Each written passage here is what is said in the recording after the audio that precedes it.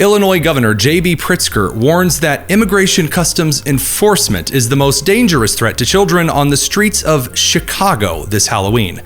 Republican officials call for the impeachment of D.C. District Court Judge James Boasberg, and President Trump finishes negotiations with China's Xi. Virginia Allen, our senior news producer, joins us for details. I'm Tony Kinnett, host of the Daily Signal's Tony Kinnett Cast, syndicated nationally at 7 p.m. Eastern. It is Friday, October 31st, 2025. Boo. This is the Daily Signal's top news in 10. We begin this Halloween with a warning, a concern from Illinois Governor and Democrat J.B. Pritzker, suggesting that Immigration Customs Enforcement, or ICE, is the biggest threat to black and brown children on the night of Halloween. There you go. Black and brown people, U.S. citizens, hardworking parents. In essence, you are targeting all of us. It's un-American, and we cannot stand for this. I will not stand for this. I want to now speak directly to Greg Bovino.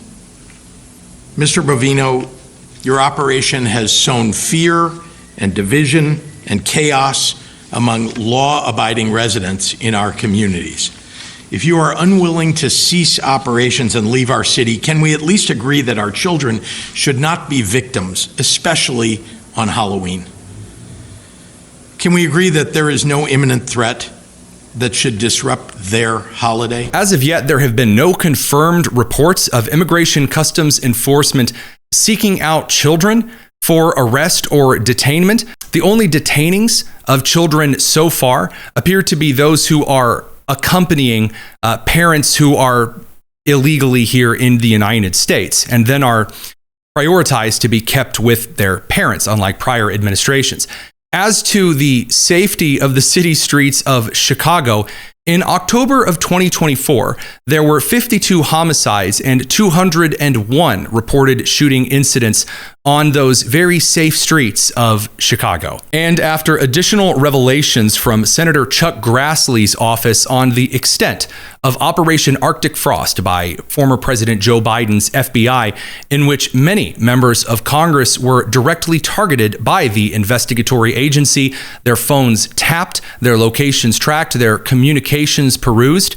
Additional information about the head judge in the D.C. District Federal Court, James Boasberg. Boasberg was appointed by President Barack Obama in 2010 and was confirmed by the Senate in 2011. Has emerged showing a gag order from the judge on telecommunications company AT&T so that they would be unable to inform U.S. senators that their phones were being illegally tapped, which is a violation of 2 U.S. Code itself. Here's Senator Ted Cruz, one of those whose phones was tapped, calling for the judge's impeachment. I am right now calling on the House of Representatives to impeach Judge Boasberg. Judge Boasberg put his robe down, stood up and said, "Sign me up to be part of the partisan vendetta against 20% of the Republicans in the Senate." Two important things here regarding 2 U.S. Code requiring the Senate to be given notice of collection of its data or communication. This particular law makes sure that the Senate is aware of any data collection or phone tapping in the case that the senator is disclosing classified information regarding perhaps national security concerns. If the Senate office knows they're being tapped, perhaps there are certain communications that the senator might not then put out on those particular phone lines. That law also makes it clear that the Senate has to be alerted if information from their offices is being collected in an investigation, so that the Senate can then choose whether or not to rule on certain measures in the investigation if the Senate wishes to keep certain information from disclosure.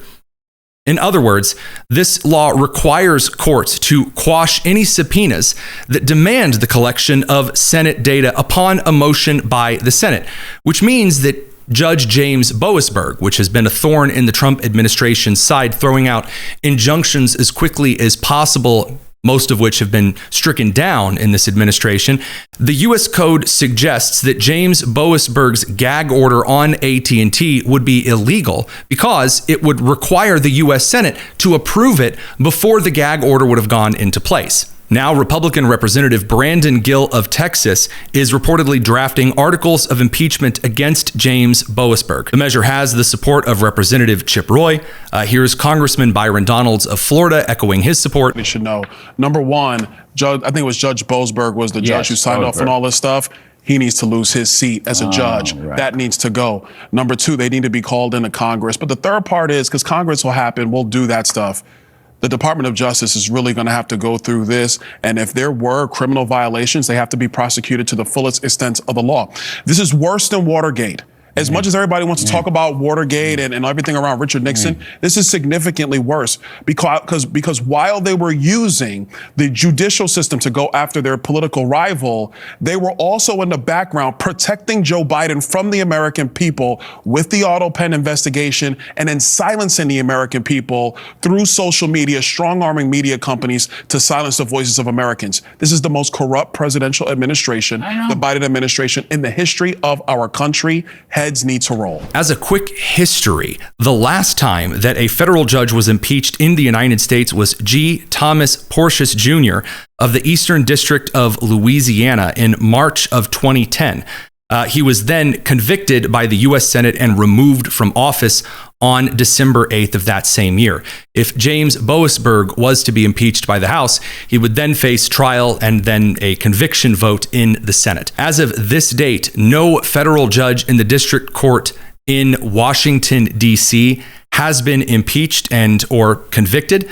There was a Supreme Court Justice of the United States, Samuel Chase, who was impeached but then acquitted by the U.S. Senate in 1805. So it's been a while. And lastly, the President of the United States has concluded a major trip to Southeast Asian nations, including deals with Malaysia, Cambodia, Thailand, Japan, South Korea, and China.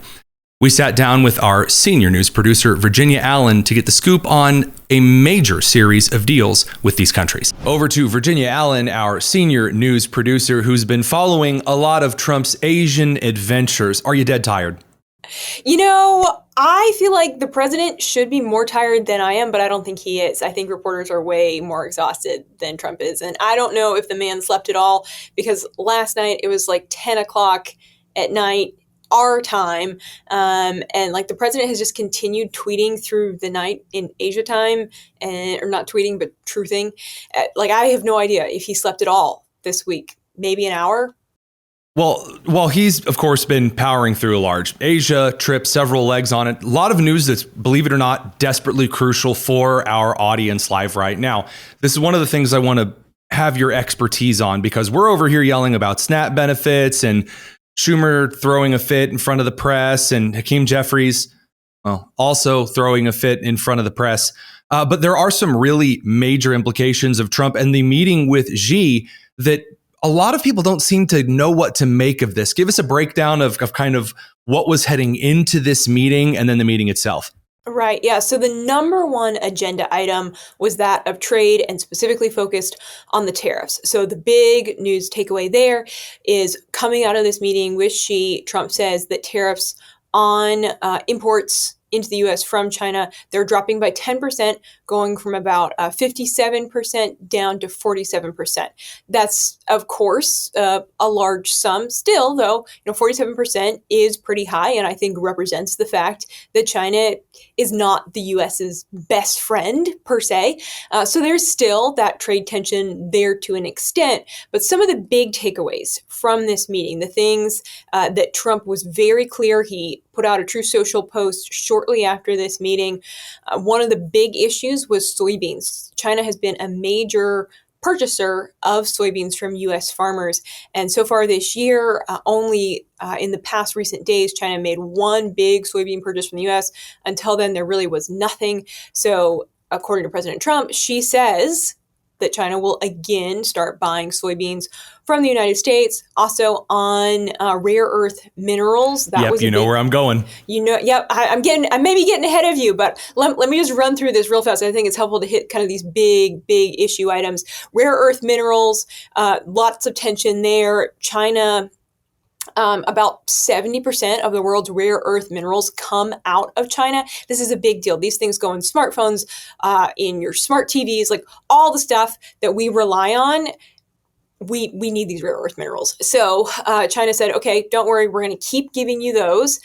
Fentanyl, this is a big issue. I spoke with China expert Gordon Chang before Trump's meeting with Xi. He said fentanyl was the #1 issue he's going to be watching because the precursor chemicals that the cartels use to make fentanyl, those flow out of China to South and Central America.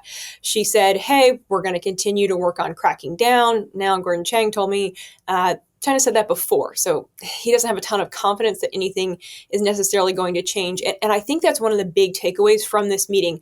Trump is celebrating this. He says in his words, on a scale of 1 to 10, with 10 being the highest, this meeting was a 12. The president is obviously very optimistic about what came from this meeting. And nothing is in writing. These are verbal agreements. And China, as the president knows, cannot be trusted. And so time will tell in the coming days, weeks, months, if China actually makes good on these promises. Before you go, head down to the description and make sure you're subscribed to the Tony Kinnett Cast. And join us tonight at 7 p.m. Eastern for a roundup of the day and week's news and nonsense. I'm Tony Kinnett, and this has been the Daily Signal's top news in 10. Take care.